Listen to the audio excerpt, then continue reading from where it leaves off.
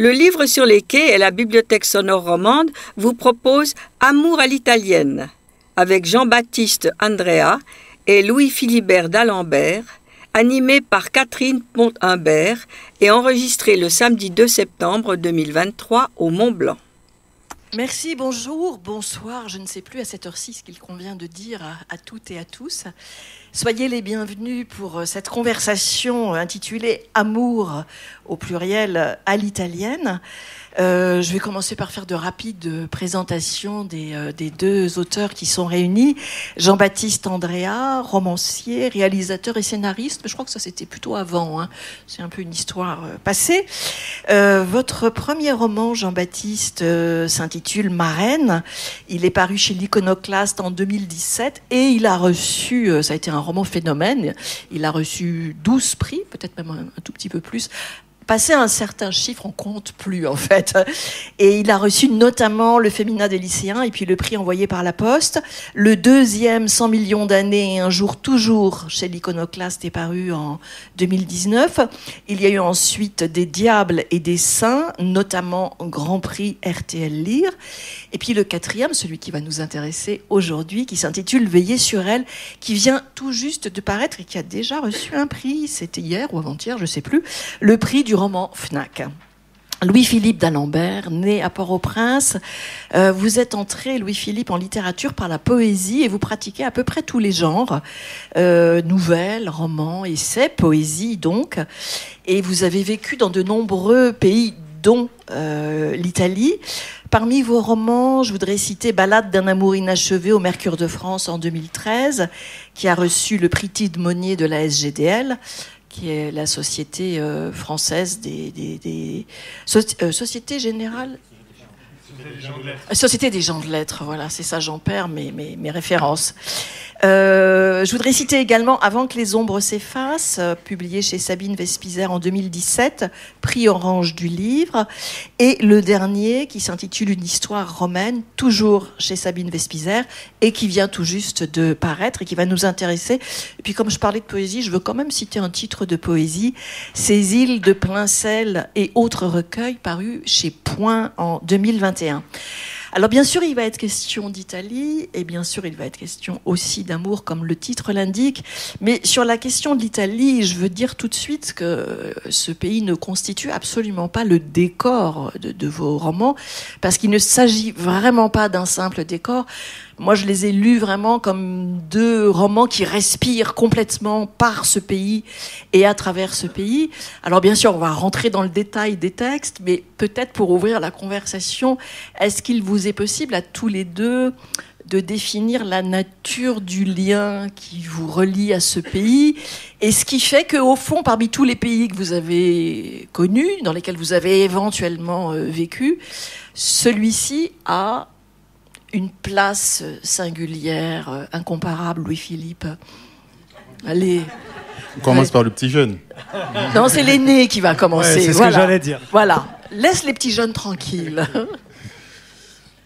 Disons, j'ai déjà publié un roman, donc tu viens de le souligner, Ballade d'un amour inachevé, en 2013, si j'ai bonne mémoire. Et c'était le premier roman sur le tremblement de terre de l'Aquila, en Italie, dans les Abruzzes. Et donc là, il était vraiment question d'amour. Et donc c'est un pays que je fréquente depuis très longtemps. Mais comme on est entre nous, je réponds à la question. Mais en général, quand les journalistes me posent la question, je dis pourquoi pas. Est-ce qu'il est obligatoire d'avoir un lien avec le pays pour écrire sur le pays? Parce que et pour moi, la littérature et l'écriture, c'est une histoire d'empathie, en fait. Je peux me mettre, d'ailleurs, comme vous l'avez vu, dans pas mal de mes romans, dans la peau de femmes. Mes principaux personnages sont souvent des femmes, alors que, bon, jusqu'à preuve du contraire, donc, non, en général, quand je taquine les journalistes, je réponds ça, c'est-à-dire, est-ce que c'est nécessaire d'avoir un lien? Mais ça peut être un lien imaginaire. Oui, aussi, mais par exemple, je connais pas mal d'écrivains français qui ont écrit sur Haïti, qui n'ont jamais mis les pieds en Haïti, par exemple, et qui ont fait ce qu'ils ont pu. Hein. Mais bon, moi, il se trouve que j'ai des liens très, très forts avec ce pays. J'y ai vécu, et notamment à Rome. Et dans les Abruzzes, bien sûr, mais à Rome, pas mal. J'ai été déjà la première fois où j'ai vécu En Italie, c'était à la Villa Médicis, il y a déjà très longtemps, 94-95. Mais je fréquentais déjà le pays et puis après, j'ai revécu. Donc, pour moi, c'est un lien qui est un lien donc, physique, puisque j'ai vécu, mais c'est aussi qui est un lien avec deux choses, j'ai envie de dire, importantes, fondamentales, qui est le cinéma, le néo-réalisme italien, et la littérature italienne, et notamment la poésie, Cesare Pavese et tant d'autres. Donc c'est ce lien-là, très très fort, et justement je m'amuse dans le roman par exemple à faire des citations qui sont autant de clins d'œil à ce pays, à cette culture. Et on va en reparler bien sûr. Jean-Baptiste, il est vrai qu'il n'est pas nécessaire d'avoir un lien charnel et physique avec un pays pour écrire sur lui. Pour ce qui vous concerne, est-ce que c'est nourri par une expérience personnelle? Oui, enfin moi je suis d'origine italienne, de l'Aquila, justement des Abruzzes, voilà. Donc ça c'est vraiment c'est très drôle. Mais ce qui s'est passé dans ma famille, comme chez beaucoup d'Italiens qui arrivaient au début du siècle, ou pour ma famille dans les années 30, c'est une éradication totale de l'italianité pour pouvoir s'intégrer en France, pays notoirement raciste où il n'était pas bon à l'époque d'être italien. Donc moi j'ai eu très jeune un fantasme d'Italie, renforcé par le fait qu'on m'a empêché d'apprendre l'italien à l'époque parce qu'on m'a dit que c'était une langue de cancre et qu'il fallait que j'apprenne l'allemand. Bah ouais, mais enfin il paraît que ça a changé maintenant, heureusement. Donc j'ai beaucoup fantasmé l'Italie, j'ai grandi très proche de l'Italie parce que je vis sur la Côte d'Azur en fait. Enfin, j'ai vécu ailleurs depuis, heureusement, mais j'y suis retourné, j'y vis. Donc je suis beaucoup allé en Italie. C'est là que j'ai fait l'expérience probablement du beau, que je me suis ouvert à l'art à travers la Renaissance italienne et notamment à travers Florence, qui est la ville à laquelle je fais le plus allusion dans le livre. Donc j'ai ce rapport à la fois fantasmé et physique parce que j'y vais souvent. J'habite à 50 minutes. Et la langue, je la baragouine parce que j'ai essayé de l'apprendre tout seul avec Assimil, mais je suis pas allé bien loin parce que je suis paresseux et que j'essaie d'écrire des livres à côté. Mais voilà, après la question est bonne de est-ce qu'on doit avoir un lien charnel avec le pays. Moi, j'ai pas la réponse. L'empathie est un bon mot. Je pense qu'il faut avoir vraiment une empathie avec son sujet. On dit qu'on écrit bien sur ce qu'on connaît. La connaissance n'a pas besoin d'être encyclopédique et ultra empirique, mais elle doit être empathie, même si c'est du ressort du fantasme. Bon, moi, c'est pas que du ressort du fantasme, évidemment, parce que j'ai beaucoup fréquenté l'Italie. Mais voilà, moi, il y a c'est le pays de mes ancêtres et j'avais envie de m'y refrotter. Ça fait longtemps que j'avais envie d'écrire en Italie, en fait. Je m'y suis autorisé que maintenant. On sent effectivement dans vos deux romans, d'ailleurs, qu'il y a une connaissance qui est une connaissance intime de ce pays. Bon, on va commencer à présenter les romans, puis après on ouvrira un peu la discussion sur ce qui les réunit. Louis-Philippe, il y a dans le roman une frontière qui est celle du Tibre, qui sépare donc les deux rives et deux mondes, surtout, deux mondes qui ne vont ne se rencontrer qu'à la faveur d'une histoire d'amour, dont on parlera. Alors, rive droite, il y a le quartier huppé de Prati, où vivent la famille de Preti, qui est une famille de l'aristocratie catholique, sur laquelle règne la Contessa, une dame d'un certain âge qui tient beaucoup à tenir son rang et à perpétuer la tradition familiale. Et puis, rive gauche, on se retrouve Via Giulia dans la famille juive des Guerrieri, sur laquelle règne une autre femme, Zia Rachel. Ce qui est intéressant, c'est qu'on voit très vite se dessiner dans le roman le fait que ces deux milieux n'ont a priori rien pour se rencontrer, ni l'appartenance sociale, ni religieuse, etc. Ce qui fait qu'on sent que dans cette Rome du début du XXe siècle, où commence votre histoire, finalement les clivages sont assez forts entre les différents milieux et sociaux et religieux. Oui, tout à fait. J'ai bien aimé que vous ayez cité le Tibre parce que ça m'a toujours... Tout à l'heure, on parlait de fantasme. Je me rappelle, adolescent, en Haïti, on traduit des thèmes latins et puis quand on traduit, on dit que le guerrier a traversé le Tibre pour déclarer la guerre. Donc, dans mon esprit d'enfant, le Tibre, c'était un truc immense, donc il fallait traverser. Et puis, bon, quand je suis arrivé, j'ai vu que même les rats pouvaient traverser parce que c'est un petit truc tout petit, en fait.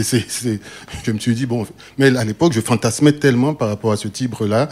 Et puis, j'ai vu, mais bon, bref. Et pour en revenir à l'histoire, oui, effectivement, c'est ça, il n'y a rien. au départ, qui amène ces deux familles à se rencontrer. En fait, il y a d'un côté cette famille aristocrate désargentée, et dont, comment dire, la comtesse, qui est la maman qui va devenir la grand-mère. Tout se passe bien.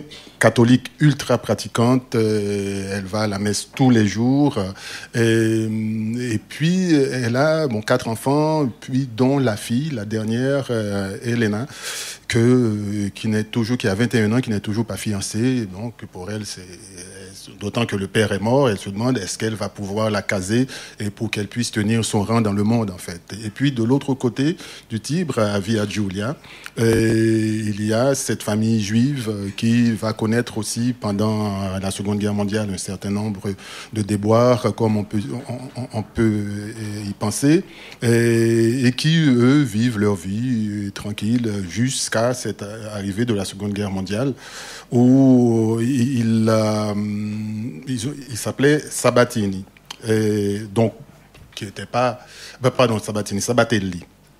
Il s'appelait Sabatelli, donc ils ont dû changer des noms déjà, donc ils vont prendre le nom Guerrieri pour prendre un nom qui est un peu plus italien, et puis ils vont être obligés, au moment où il y a eu les lois raciales, on est en 1938 à Rome, donc de changer ce nom et d'essayer de fuir à un moment donné, même s'ils ne voulaient pas, parce qu'ils se revendiquent romains depuis le temps des Césars.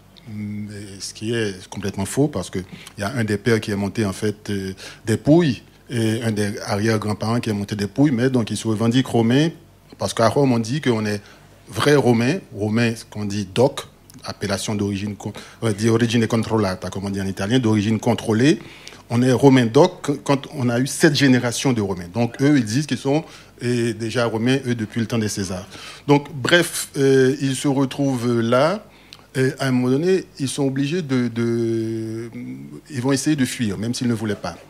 Et ils vont se retrouver, pour ceux qui connaissent Rome, à l'hôpital Fatebenefratelli, Fratelli, qui est sur l'île Tibérine, et où il y a 3 médecins, dont un juif qui a changé de nom, et qui ont inventé une maladie imaginaire qui s'appelle le syndrome K, et pour essayer de sauver un certain nombre de gens. C'est un fait historique. Oui, je me suis demandé en lisant, c'était tellement dingue. J'allais te poser la question. Vraiment inventé cette maladie. Donc il y avait une aile de l'hôpital où ils mettaient les gens, et qu'il y en a qui restaient 3, 4, 5 semaines jusqu'à ce qu'ils réussissent à les exfiltrer un peu en dehors de Rome, mais souvent pas trop loin dans le cas de cette famille, dans un monastère à une 40aine de kilomètres. Donc voilà, je ne vais pas avancer plus, mais c'est un petit peu l'histoire de la famille. En tout cas, cette famille juive non pratiquante donc, est dominée par ce personnage fabuleux de Zia Rachel. Il faut dire qu'il y a de puissantes figures féminines dans ce roman. Alors de l'autre côté, on peut s'arrêter un tout petit peu sur le personnage de la Contessa. C'est intéressant parce qu'il y a aussi une grande famille noble dans le roman de Jean-Baptiste. Et en fait, la caractéristique quand même de cette femme, donc c'est une famille désargentée, vous venez de le dire, c'est que elle est prête à tout pour ne pas perdre son rang. Et on voit la fragilité de ces grandes familles qui ont été très prestigieuses à une époque. En fait, elle ne tient plus que par le paraître. C'est la seule chose qui lui permette de poursuivre. Oui, c'est tout ce qui lui reste. Et en fait, je me suis inspiré, comme vous pouvez l'imaginer, de familles que j'ai connues un peu à Rome. Et en fait, on dit qu'ils sont désargentés, mais désargentés jusqu'à une certaine limite. Parce qu'ils ont quand même à Prati 2 étages d'un immeuble où ils vivent. Mais bon, pour elles, c'est pas suffisant quand même. Il en faut plus. Il faut que tous les enfants puissent être casés, quelque part. Et donc, il y en a un, c'est vraiment un rat de bénitier, et une grenouille de bénitier, comme on dit plutôt. Elle est très contente parce qu'il y a un des fils qui va devenir prêtre. Donc elle est hyper contente, mais sauf qu'il y en a un qui a 45 ans, qui n'est toujours pas marié. Il commence par se poser des questions. On se dit, mais pourquoi il n'est pas marié à 45 ans? Est-ce que ça cache quelque chose qui ne serait pas licite aux yeux du Seigneur, par exemple? Donc, du coup, elle se pose des questions. Et puis, il y a Elena, qui est, comme on dit, la petite jeune, donc qu'elle veut à tout prix marier. Mais elle est obsédée par le paraître, par le fait de tenir son rang dans le monde. Donc, et l'histoire commence par quand Elena plus tard se mariera, donc je ne vous en dis pas plus, mais par, comment dire, la petite fille, Laura, à qui elle apprend déjà à tenir son rang dans le monde. Il faut que Laura sache déjà se tenir bien, ne pas parler n'importe comment, sauf que Laura, de son temps, elle va devenir une jeune romaine de son temps, qui parle romanaccio, comme on dit, qui est une espèce de langue populaire de Rome, et elle se comporte comme une trucida, qui est une fille des rues un peu vulgaire, alors qu'elle fait exprès, elle en rajoute. Elle provoque sa Elle grand-mère. provoque la grand-mère et tout ça. Donc c'est une histoire de génération, comme on a eu. Donc ce roman se déroule sur 3 générations, en fait. Donc c'est le côté, comme vous l'avez bien dit, la Contessa et Tia Raquel de l'autre.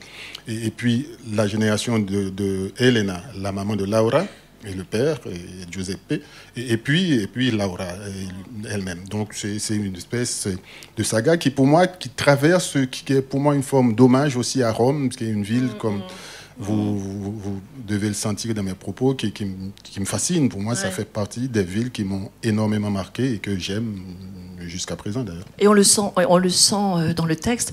Pour s'arrêter un tout petit peu sur cette 2e génération, effectivement, il y a 3 générations de femmes dans le roman, celle d'Elena et de Giuseppe, par lesquels arrive l'histoire d'amour, parce que c'est eux, grâce à leur histoire d'amour, qui vont permettre à ces 2 familles de se rencontrer, non pas de se fréquenter vraiment, mais enfin en tout cas de se rencontrer, et ils vont vivre une vraie histoire d'amour. C'est intéressant parce que vous évoquez leur adolescence, juste après la guerre, au moment où Rome vivait une ébullition absolument fabuleuse, ce que le film Rome, ville ouverte traduit bien. Vous parliez de références cinématographiques, il y en a pas mal dans le roman. Hein. Ah oui, c'est une période assez, on va dire, il y a beaucoup d'intensité, il y a quelque chose, c'est une ville qui se reconstruit, même si Rome n'a pas connu le sort d'un certain nombre de villes européennes, mais il y a quand même tout le côté de San Lorenzo, pour ceux qui connaissent Rome, le quartier de San Lorenzo, qui a quand même accueilli près de 4000 bombes alliées. Donc c'est quand même, ça a quand même fait des dégâts. Et la ville se renaît, en fait. Renaît, donc, et ce roman, c'est le roman qui traduit aussi cette vitalité qu'on trouve d'ailleurs jusqu'à aujourd'hui dans Rome.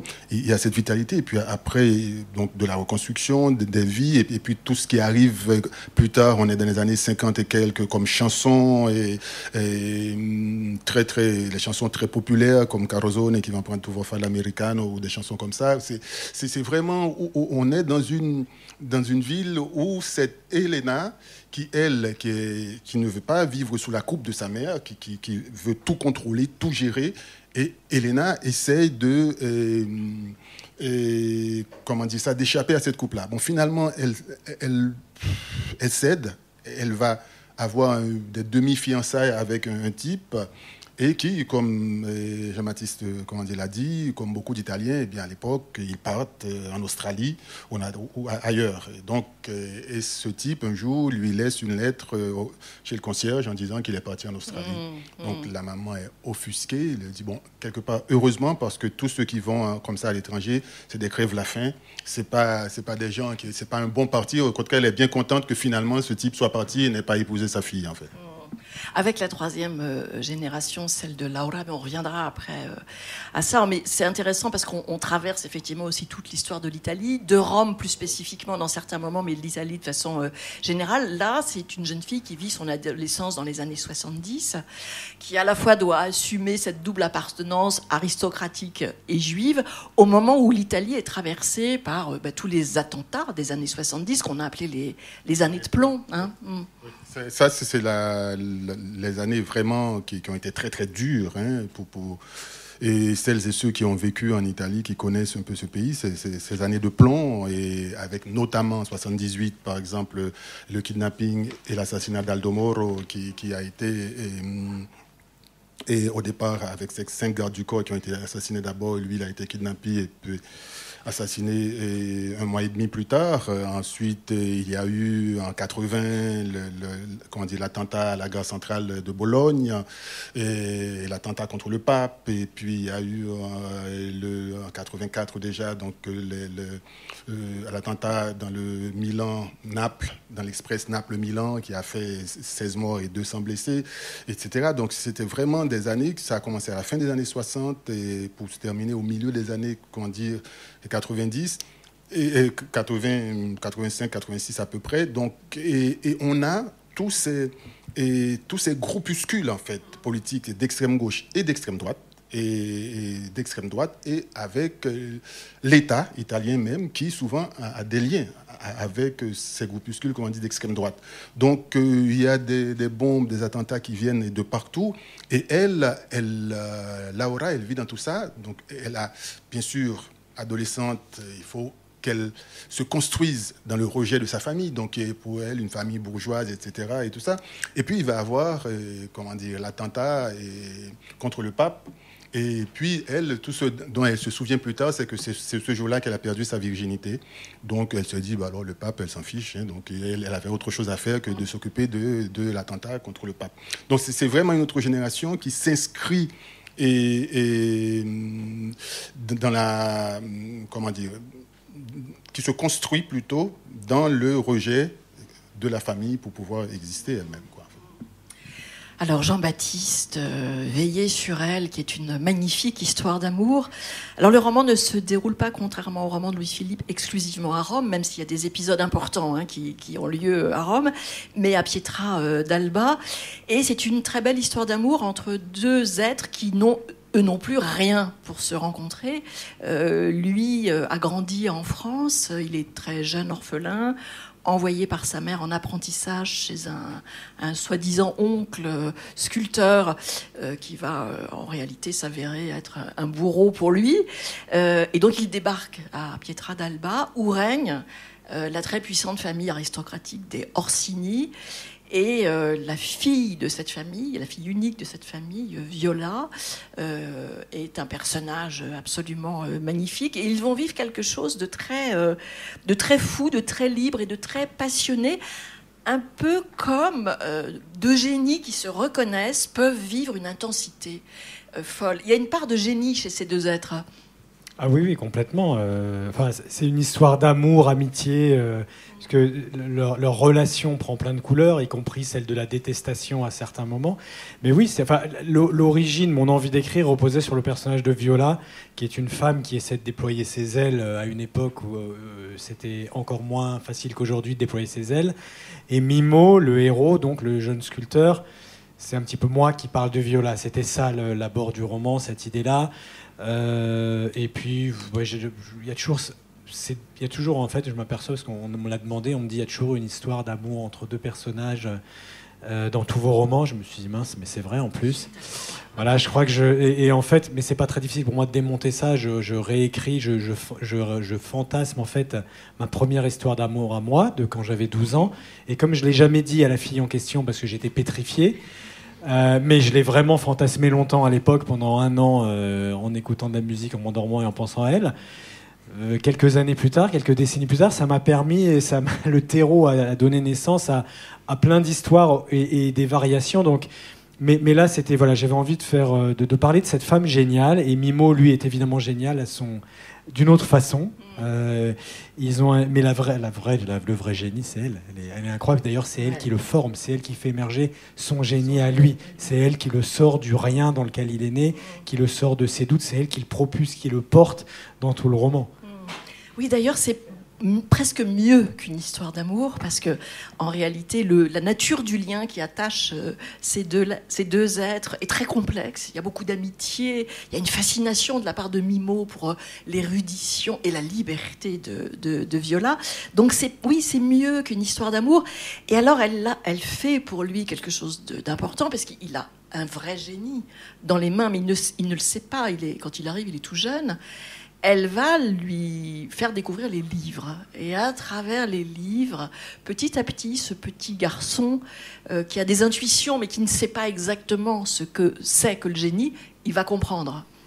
Oui, en fait, moi, j'ai toujours énormément lu, donc je me suis jamais posé de questions sur l'auréole des livres dans la vie des gens, mais quand j'étais adolescent, j'ai lu Martin Eden de Jack London, et je me suis pris une grosse claque en fait sur cette idée que quelqu'un pouvait partir de rien.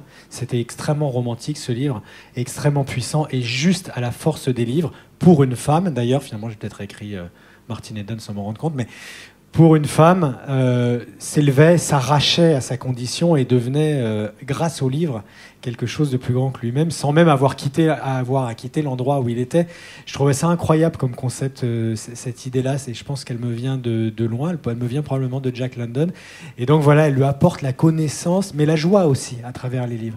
Et tout d'un coup, son univers qui est hyper étriqué, d'abord par éducation, mais finalement aussi presque par paresse, tout d'un coup, son univers devient en technicolor, s'ouvre grâce à elle. Voilà. Et donc, Veiller sur elle a un double sens, en fait, ce titre, dans la mesure où il y a un mystère qui court tout le long de ce bouquin, qui est le mystère d'une statue sculptée par lui, qui est cachée par le Vatican parce qu'on lui prête des pouvoirs magiques, c'est-à-dire que les gens réagissent de manière bizarre quand ils la voient, c'est expliqué dans le livre. Le Vatican la cache et le livre commence là. Pourquoi cette statue est cachée là ?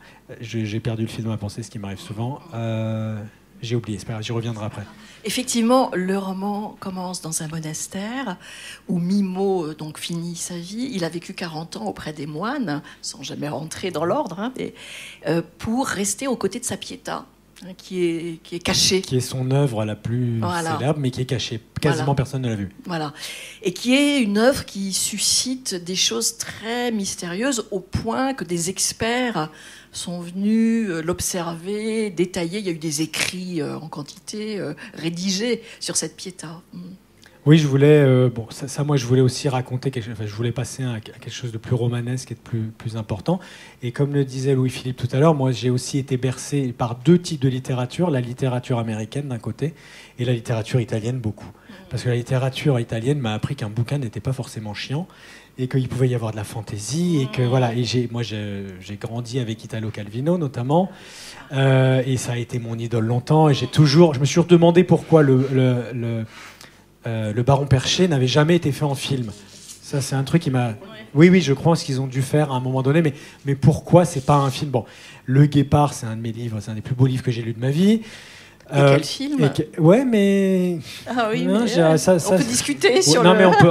c'est vrai qu'on passe ce cinéma, je vais vous raconter une histoire, c'est que si vous regardez Le Guépard, il y a Alain Delon, donc il y a un personnage borgne dans le Guépard. Il était borgné à la guerre, et... moi, en tant que cinéaste, je regarde Alain Delon, je me dis, putain, c'est marrant quand même qu'un mec comme Alain Delon, moi qui ai travaillé beaucoup avec des acteurs, que j'aime beaucoup, mais qui sont très irritants parfois, je me dis, c'est bizarre qu'un mec comme Alain Delon, il accepte de jouer un borgne. Maintenant, je vous invite à aller regarder Le Guépard. Il y a une scène du Guépard où ils sont en voyage, donc vers leur propriété en Sicile. Il y a Alain Delon qui s'abreuve le visage, il enlève son bandeau, son visage est complètement normal. Okay, moi je suis cinéaste, je sais exactement ce qui s'est passé. Il devait y avoir un maquillage à l'origine pour montrer qu'il était borgne, mais Alain Delon a dû dire non, mais tu peux me faire ça, Luciano, attends. Et Luciano a dû dire non, mais attends, il est borgne, il faut qu'il y ait un truc. Et Alain Delon, qui est un acteur qui avait du pouvoir, a dû dire bon, on fait une prise sans le maquillage.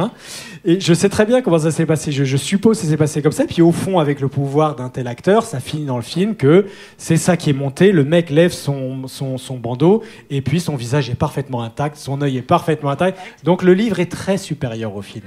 Et j'adore Visconti, mais il y a quasiment aucun film qui touchera un livre. Bref, donc voilà, j'ai grandi avec toute cette littérature-là. Et c'est intéressant de citer Italo Calvino parce que je trouve qu'il y a quelque chose d'Italo Calvino dans le personnage de Viola, parce qu'on a dit qu'elle fait découvrir à Mimo les livres, et puis elle lui donne aussi des rendez-vous. Ils sont très jeunes quand ils se rencontrent. Elle lui donne rendez-vous au cimetière de Pietra d'Alba. Et son passe-temps favori, c'est de s'allonger sur les tombes pour écouter les morts parler. Et ça, c'est quelque chose qui appartient à cette veine-là de la littérature italienne. Oui, on parle beaucoup, on me dit vos livres ont le ton du conte, etc. Moi, j'ai pas particulièrement l'impression d'écrire avec le ton du conte, mais c'est vrai qu'effectivement, si on analyse et si on compare des grandes tendances nationales, je m'inscris plus dans cette tendance italienne. Mais pour moi, cette magie-là et cette étrangeté est normale.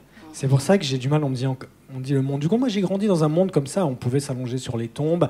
Et c'était beaucoup plus intéressant de s'allonger sur les tombes que de faire des trucs considérés comme normaux. Donc, et d'ailleurs, c'est peut-être pour ça qu'on m'a dit que j'étais toujours un peu bizarre. Mais en tout cas, moi, ça me paraît la réalité. C'est pour ça que je la mets dans mes livres. Peut-être ça me rassure. Je me dis, c'est donc que je suis parfaitement normal. Mais je l'ai beaucoup appris avec la littérature italienne, bien sûr. Ouais. Ils sont jumeaux cosmiques. C'est ce que Viola va dire à Mimo. Et ils font un pacte. Et le pacte consiste à permettre à l'autre d'accomplir ses rêves. Alors c'est intéressant parce que les rêves ne se situent pas au même niveau.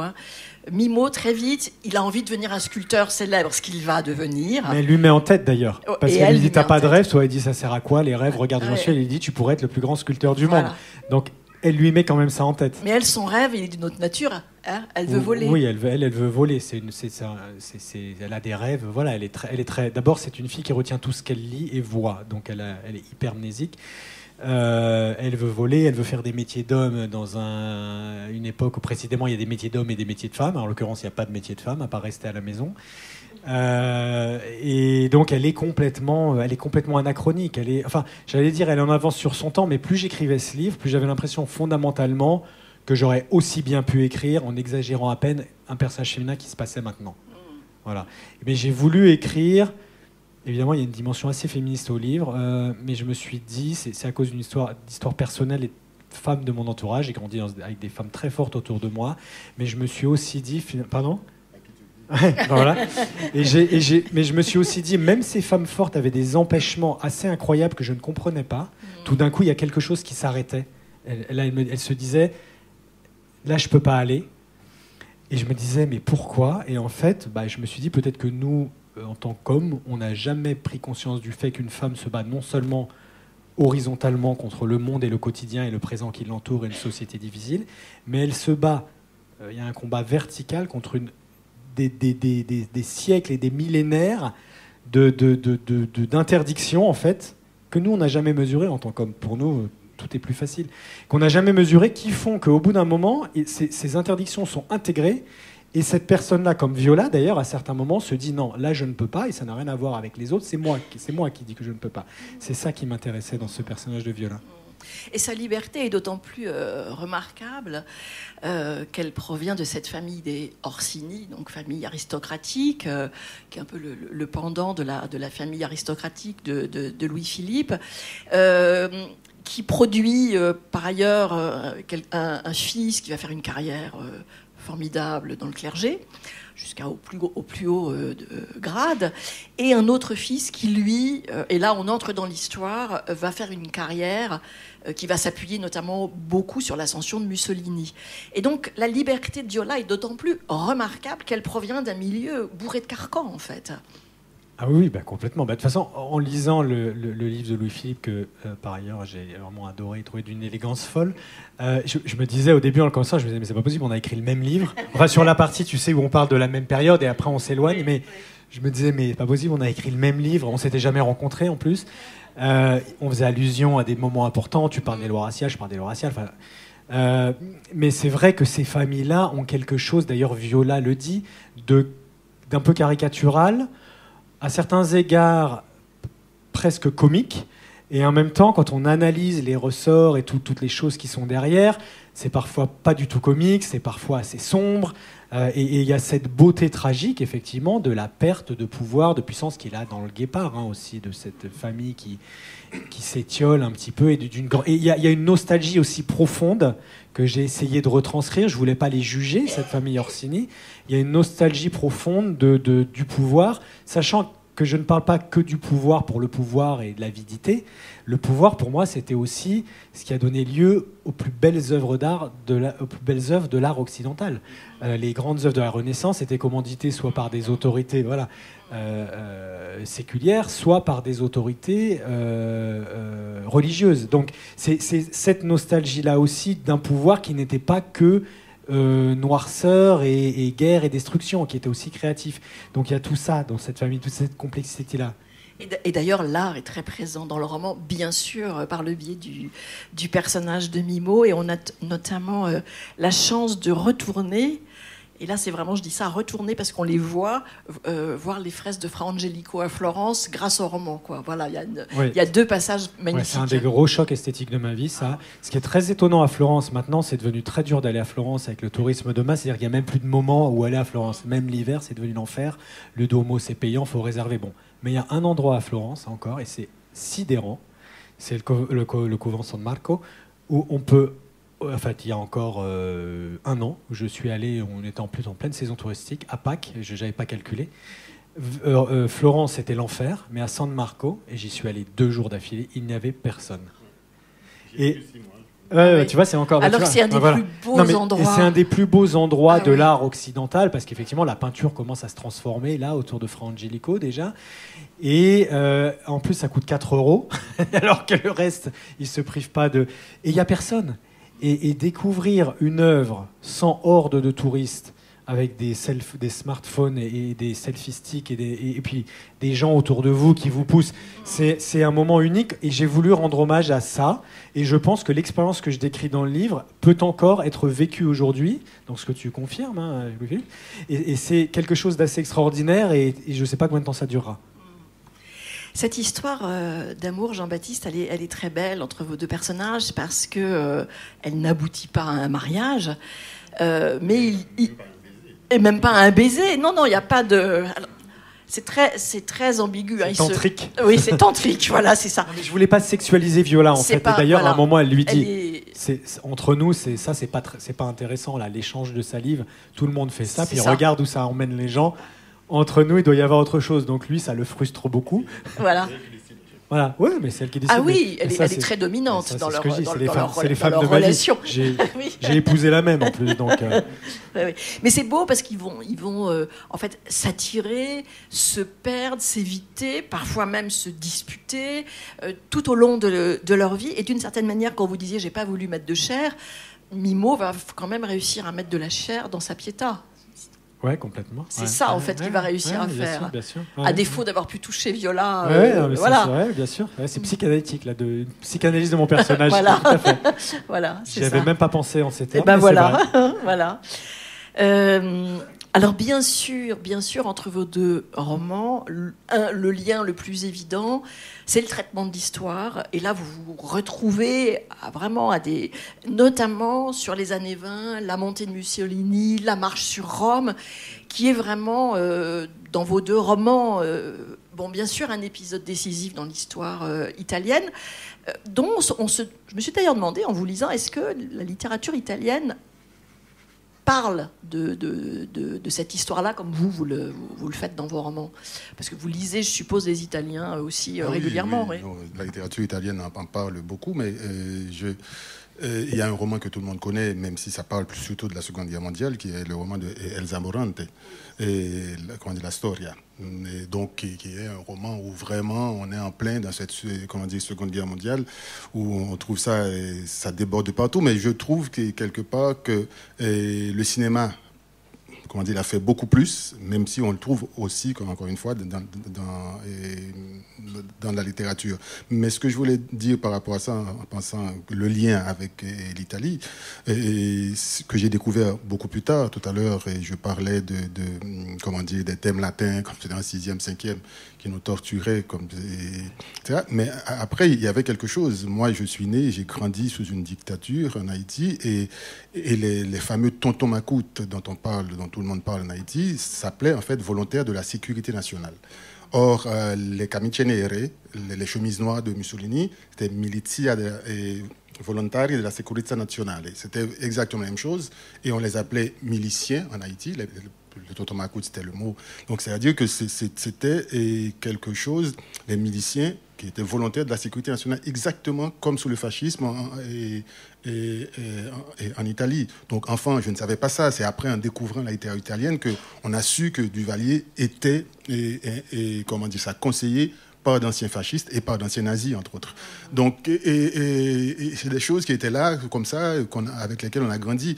Les camiceneri, ils avaient donc les chemises noires et tout le reste, avec ce fameux foulard autour du cou. Et bien, les tontons à côte, exactement, eux, c'était les chemises bleues avec un foulard rouge autour du cou. Donc, c'était presque identique. On a juste changé un certain nombre de choses. Donc, le lien était déjà là, pour moi. Mais pour en revenir à l'Italie, on prend toute l'histoire à la littérature italienne. Quand on prend des types comme Giuseppe Papini, et que, je ne sais pas ceux qui connaissent la littérature italienne, les Papini, les Soffici, etc. Et quand on dit Papini, par exemple, c'est quelqu'un qui a beaucoup parlé de la Première Guerre mondiale. Il y était. Et donc, ils ont fait un certain nombre de textes qui vraiment racontent cette Première Guerre, ensuite, au fur et à mesure, la montée du fascisme en Italie. Donc, c'était là. Après, il y a eu beaucoup plus, bien sûr, et après la guerre. Mais déjà, entre les deux guerres et au moment de la guerre, il y avait pas mal d'auteurs italiens qui ont parlé de cette période-là, quoi. Ou par exemple, il y a un roman, excuse-moi, dont je parle dans mon roman, en fait, qui parle très bien de ça. C'est le roman de Carlo Emilio Gadda, Brutto Paciftario de Via Merulana, c'est-à-dire qui a été traduit, je crois, en français par cet affreux pastis de la rue Merulana. C'est là où c'est écrit je ne sais plus comment s'appelle, ce parler populaire de Rome. De Rome, le fameux le Romanaccio, voilà, c'est donc ça. Donc, chez Gadda, qui est pourtant lombard, hein, donc c'est justement la maman dans le livre a dit oui, encore une fois, c'est un lombard qui veut se moquer de nous autres romains, etc. Et on a chez Gadda, notamment dans ce roman, un personnage qui s'appelle Benito Bouffe-Merde. Et donc, c'est pas dans ce roman Benito Bouffe-Merde, on voit très bien. Donc, il y a quand même dans la littérature italienne des liens très forts à cette. Ci mancherebbe altro, comme on dit, je ne sais pas comment on traduit ça. Et il ne manquerait plus que ça, quelque part, qu'il n'y en ait pas, qu'il n'y ait pas ce lien, quoi, en fait. Jean-Baptiste, dans votre roman, cet épisode de l'histoire est également extrêmement présent. La montée du fascisme, la marche sur Rome, de laquelle d'ailleurs Mussolini était absent. Hein. Il ne marchait pas avec les autres, il attendait. Oui, mais j'ai trouvé ça formidable. Mais oui, c'est incroyable cette histoire. C'est vrai qu'il y a un thème, il y a un thème dans les deux aussi, et de lutte contre la tyrannie. Moi, il y a la tyrannie de l'intime qui est faite à Viola, et elle est évidemment le miroir de la tyrannie politique qui est faite à une société entière. Une nouvelle fois, là encore, j'avais l'impression que je parlais d'il y a 100 ans, mais qu'en fait, ça pouvait s'appliquer à certaines des choses de maintenant. Et la montée du fascisme, effectivement, c'est beaucoup produite presque par des petits accidents de gens qui tentaient quelque chose, hein, donc les premières milices, d'ailleurs, qui étaient complètement désorganisées. Ce n'étaient pas des organisations militaires. Elles étaient nées de la frustration l'Italie avait été quand même assez maltraitée après la Première Guerre mondiale. On lui avait promis des 1000 et des 100 pour qu'elle joigne les Alliés en 1915, et à la fin de la guerre, on leur a dit, bon, écoutez, on a peut-être exagéré. Voilà. Donc ça a généré beaucoup de frustration. Ces milices commencent à naître presque par accident, agrégat de gens frustrés, blessés, et de gens sincèrement méchants. Et effectivement, la marche sur Rome est l'incarnation de ce truc-là, où en fait, ça peut basculer dans un sens ou dans l'autre. On a l'impression, je pense, de nos jours, que la marche sur Rome est un truc, une vague irrésistible, une puissance. Mais c'est pas du tout le cas. L'armée était prête à agir. Elle aurait probablement balayé sans effort une bande de mecs armés avec pas grand-chose. Le gouvernement et le roi n'ont pas ordonné à l'armée d'intervenir. Mais Mussolini pensait tellement que la marche sur Rome allait mal tourner, qu'il était resté à Milan, prêt à se barrer en Suisse. Voilà. Et moi, alors que moi, dans mon imaginaire, il était là à la tête de la marche avec des drapeaux et à exposer son poitrail aux balles. Pas du tout. Mais donc, ce que ça veut dire que le fascisme est une des plus grandes tyrannies de l'histoire, n'avance pas comme un tsunami irrésistible, mais comme des petits mouvements que nous tous, nous permettons au quotidien. Et ce que ça veut dire aussi, c'est qu'on a le pouvoir au quotidien de résister à ça. Donc ça m'a fasciné, en fait. Moi, c'est une partie de l'histoire qui m'intéressait beaucoup, évidemment, mais quand on plongeait dans les rouages, de prendre conscience de ça. Et on voit bien dans votre roman, à travers la famille Orsini, qu'à l'époque, finalement, les deux façons d'asseoir un pouvoir, c'était soit les ordres, c'est incarné par un des fils de la famille, soit... Voilà, on a tous les deux un prêtre, c'est pour ça que j'ai ce roman. Voilà, comme par hasard, il y a des prêtres dans les deux romans, parce que c'était une façon d'accéder au pouvoir. Sinon, c'était la montée... un des autres fils Orsini rentre dans les... Comme en France. Mais justement, quand on dit dans ces familles-là, souvent, tu avais des alliances avec le clergé d'un côté et l'armée de l'autre. Donc souvent, on avait des enfants qui étaient... un qui devait être prêtre et l'autre qui devait être plus ou moins militaire. Et c'est comme ça que les familles, ces familles aristocrates, asseyaient leur pouvoir aussi. C'est-à-dire qu'il y avait toujours quelqu'un à l'intérieur de ces corps qui pouvait intervenir éventuellement en leur faveur. Donc dans le cas de la famille des prêtistes, dans mon roman, effectivement, il y a un fils qui va devenir prêtre et qui va... etc. C'est pour ça que nous, on est devenus écrivains. On n'avait ni prêtre, ni militaire dans la famille. Il fallait bien choisir autre chose. Mais on voit aussi dans votre roman, Jean-Baptiste, on a dit tout à l'heure que Mimmo donc va devenir un sculpteur extrêmement réputé, extrêmement connu, dont on se dispute. Il a des commandes pour plusieurs années. Mais en fait, son ascension, il la doit d'une part... au fils qui fait carrière dans la prêtrise et d'autre part à celui qui s'appuie sur le fascisme. Oui, moi j'avais pas envie. Alors c'est marrant parce qu'il y a des gens, heureusement peu, qui viennent me dire ah là là, ton Mimmo parfois il est détestable, mais on l'aime quand même. Et moi j'ai jamais détesté Mimmo. D'abord je déteste jamais mes personnages, c'est pas possible. Quand je n'aime pas un roman, c'est souvent que j'ai l'impression que l'auteur a détesté ses personnages. Et jamais je pourrais écrire sur un personnage que je déteste. Et donc j'adore Mimmo et je l'adore avec ses faiblesses et je l'adore parce qu'il a des faiblesses et donc que c'est un être humain. Et les faiblesses de Mimmo consistent effectivement parce qu'il a quand même déjà assez souffert dans la vie. Il y a quelque chose qu'on n'a pas mentionné sur Mimmo que j'aimerais ne pas mentionner d'ailleurs. Donc voilà, merci. Oui. Voilà. Non, on va pas le dire. Voilà, merci. Je ça sais c'est chouette, c'est gentil. Allusion. Voilà. On le dira pas. Et donc lui, il a déjà assez galéré dans la vie pour se dire bon bah j'ai peut-être droit à un petit billet coupe-fil. Et à certaines facilités. D'ailleurs, il lui dit à Viola qui est d'une rigueur impeccable. Il lui dit bah moi j'ai peut-être quand même le droit. Et ça, moi ça me plaît parce qu'on n'est pas tous, j'allais dire on n'est pas tous parfaits. J'espère qu'on est tous imparfaits. C'est ma façon d'écrire un personnage qui est comme vous et moi, c'est-à-dire imparfait, et c'est très important qu'il le soit. Et puis il y a cette scène quand même géniale. Oui, il va se rétracter juste à temps avec le discours qu'il doit faire. Il est reçu, c'est à l'Académie royale, c'est ça, en tant que sculpteur, donc de grande renommée. Et là, il fait un discours fabuleux qui casse complètement, effectivement, le côté qu'on pourrait lui reprocher. Non, mais moi, je l'aime, Mimmo, donc c'est un type qui va finalement dans la bonne direction. C'est important. Ouais. Il se rattrape, juste à temps. C'est vrai que dans vos deux romans, on trouve des personnages qui sont des personnages, bon, ce sont des odes, bien sûr, à la liberté, des personnages qui dépassent les frontières. Voilà, une façon d'oser. Alors, on parlait de frontières tout à l'heure avec le Tibre. Là, il y a un dépassement de frontières, qui a un déplacement de catégorie sociale entre vos deux personnages également. Mais finalement, ce sont surtout les frontières intérieures. Ce sont des personnages tous, voilà, qui osent aller ailleurs.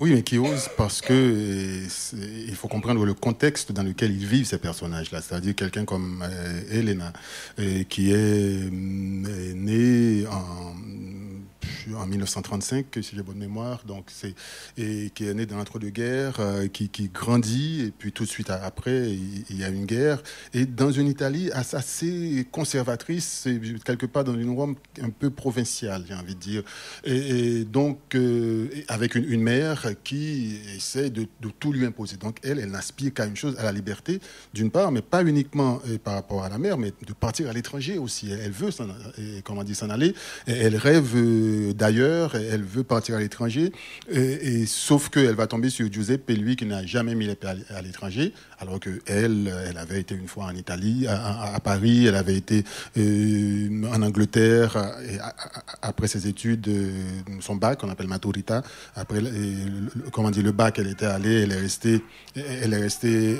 un an à Londres, et elle est revenue avec un accent cockney, etc. Donc le jour où l'ambassadeur du Royaume-Uni lui dit « Ah, vous avez un accent cockney », et la maman qui a cru que c'était un compliment, et elle était très fière que sa fille, mais elle ne savait pas que c'était l'accent pratiquement de la rue et de Londres.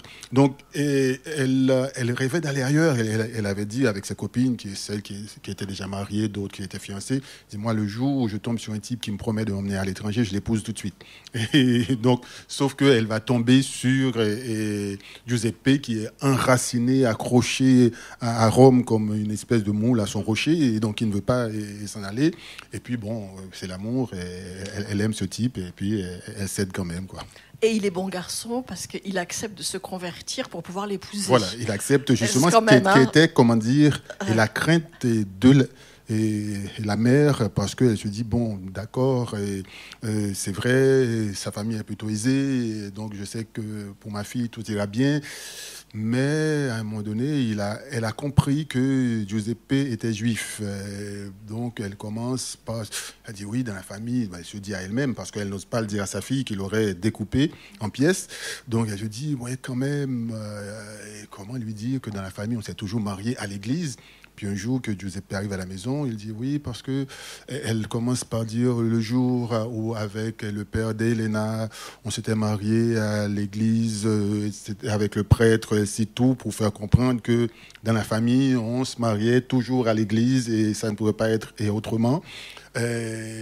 Donc Elena se dit bon, mais attends, qu'est-ce qu'il faut faire? Et bon, est-ce que je suis prêt à tout laisser tomber pour aller vivre avec ce type parce que je l'aime, quitte à ne pas me marier à l'église, et ainsi de suite. Et puis Giuseppe prend les devants, qui accepte justement de se convertir, alors qu'il venait d'une famille juive laïque, complètement laïque, qui avait mis les pieds dans une synagogue les 2 ou 3 fois où on les a invités à une bar mitzvah ou à un truc qui n'avait absolument rien de pratiquant, mais il accepte grâce par l'intermédiaire d'un prêtre qui les avait aidés justement à fuir Rome pendant la Seconde Guerre mondiale.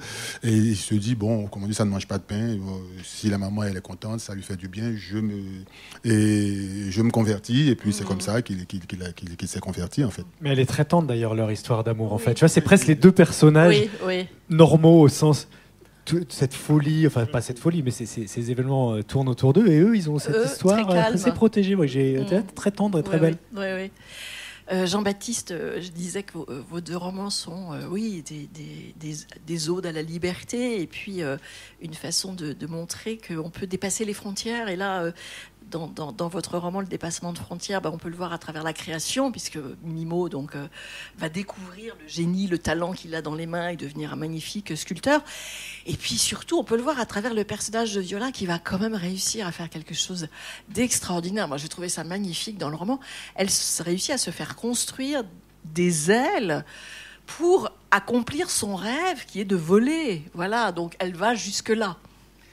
Oui, elle lui dit à Mimo, en fait, je ne me rappelle plus de la ligne, je devrais, mais elle lui dit toutes les frontières sont une invention, et si tu essaies de les dépasser, tu vas mettre tout le monde en colère, parce qu'évidemment, les gens vont se demander pourquoi. Mais moi, dans ma vie entière, j'ai mesuré assez récemment à quel point, en présupposant qu'on grandit dans un univers relativement normal, mais à quel point ces verrous, on s'empêche nous-mêmes par éducation ou par tempérament. Moi, j'ai cru 3 choses dans ma vie: que c'était impossible de devenir écrivain, ça je l'ai réglé.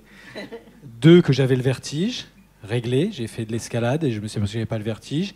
Et 3, que j'étais très mauvais musicien, ça je l'ai pas réglé. Je suis très mauvais musicien, mais je pense que c'est parce que ma mère m'a pas par méchanceté, mais m'a malencontreusement imposé un verrou mental, et je me rappelle du moment où c'est arrivé, en me disant t'as aucun talent musical, alors j'avais jamais touché un instrument.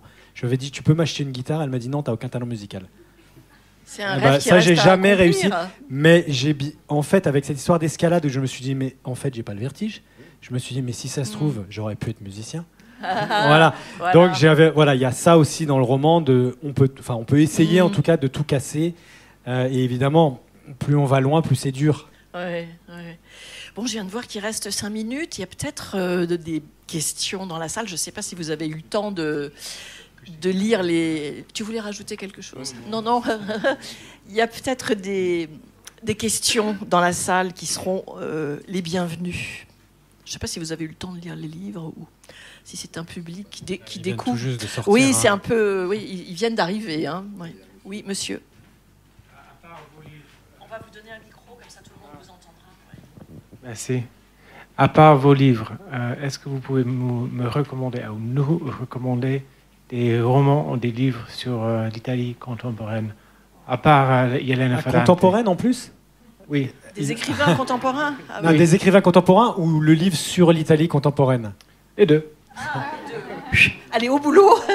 Non, moi je triche un peu. Je vous recommande un bouquin qui est pas très connu, qui est pas sur l'Italie contemporaine de 2023, mais qui date des années 70, je pense, ou 60, qui s'appelle en France Gli anni perduti, Les années perdues, de Vitaliano Brancati. C'est un bouquin qui est pas hyper connu en France et qui capture, là encore, c'est l'histoire d'un type qui vient bâtir une tour gigantesque dans une toute petite ville. On ne sait pas trop pourquoi, c'est une sorte de fantasme. D'ailleurs, j'y fais allusion dans mon roman, personne ne le saura, mais vous le saurez. Je fais une petite allusion à ce livre qui est très très particulier, Vitaliano Brancati, Les années perdues. Voilà. Louis-Philippe, un livre ou deux. Oui, c'est vrai Difficile, que de plus en plus, je lis les classiques, je relis les classiques plutôt. Mais il y a un certain nombre d'auteurs contemporains des années 90. Par exemple, celle qui a écrit L'Antimo Vere. Je ne sais pas comment ça a été traduit en français. Ne bouge pas. Oui, non, je ne pense pas qu'il ait traduit ça en français. Je me souviens bien parce que j'avais lu en italien. Je me souviens plus de la traduction en italien. Et puis, il y a une que je lis pas mal. J'en ai lu 2 romans, qui est une fille d'origine éthiopienne qui s'appelle Idjaba Shego et qui est de Rome, où on s'est connu, qui a écrit 2 ou 3 romans, dont l'un, là aussi pour les titres, je ne me souviens pas toujours, qui était sorti à Feltrinelli. Et puis, à un moment donné, j'avais lu, des auteurs... Je ne m'attendais pas à cette question-là, mais quand vous me dites ça, dans les années 90, fin années 90, années 2000, c'était des auteurs. Il y en avait un notamment qui traduisait de l'espagnol. Franchement, je ne me souviens plus. Les noms ne me viennent pas comme ça, mais c'est vraiment des auteurs qui, à l'époque, je lisais, pas mal. Mais bon, ça me reviendra peut-être tout à l'heure, je vous dirai. Voilà. Merci. Est-ce qu'il y a peut-être une question ? Ça serait la dernière, toute petite. Encore une. Qu'est-ce que vous pensez de Berlusconi? Il est mort cette année. Ah non, on reste dans la littérature. Désolé, non, on va pas se lancer là-dedans. Surtout que le temps de la rencontre est terminé. Donc, mais je pense qu'on l'aime pas beaucoup. Oui, voilà, c'est évident. Il y a pas grand-chose à dire, c'est tout. Oui. Il y a un très beau film de Paolo Sorrentino, pardon si vous ne l'avez pas vu, Loro. Et c'est un très beau film sur Berlusconi, qui est vraiment à voir. Pour moi, c'est un des plus grands réalisateurs contemporains. Paolo Sorrentino, j'aime tous ses films. Et Loro, qui est sur Berlusconi, c'est à voir parce que ce qui est très intéressant, mais ce qui est très intéressant, c'est que bien sûr, il n'aime pas du tout Berlusconi, mais non, il le traite pas. Non, enfin, c'est très intéressant de comprendre comment on devient Berlusconi. Voilà. Donc, merci d'avoir répondu quand même à la question. Oui, monsieur. Alors, dans le cadre de film, il y a un film magnifique, en tout cas pour moi, qui est ancien, mais qui est Une journée particulière de Torre Scola. Oui, chef-d'œuvre absolu. Là, c'est la journée de rencontre de Mussolini et de Duce. Il y a Mastroianni et Sophia Loren, et ça dit beaucoup de choses sur cette période aussi. Absolument, oui, sur la période qu'on a évoquée, bien sûr. C'est un chef-d'œuvre. Ça, c'est un chef-d'œuvre, vraiment, qui est le dernier, à mon avis, le dernier grand film Sophia Loren, qui en a fait plein d'autres après, mais c'est vraiment le film où, avec Marcello Mastroianni, ils vont se retrouver au moment où Hitler visite Rome, où on emmène des hordes de personnes à aller voir et assister à cette rencontre. Et puis elle, comme mère de famille nombreuse, elle reste à la maison pour s'occuper des enfants. Et lui était un prof homosexuel qui est anti-fasciste aussi, donc qui reste là. Il va se passer quelque chose de l'ordre de Viola et de Mimo. C'est exactement une histoire qui fait penser au roman de Jean-Baptiste. Qui est là-dedans, qui est un film extraordinaire. Eh ben, on va rester sur l'évocation de ce film magnifique. Merci infiniment à vous deux.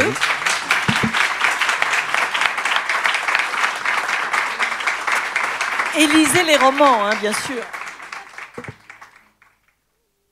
C'était Amour à l'italienne avec Jean-Baptiste Andrea et Louis-Philippe d'Alembert, enregistré le samedi 2 septembre 2023 au Mont-Blanc par la Bibliothèque sonore romande pour la 14e édition du Livre sur les quais.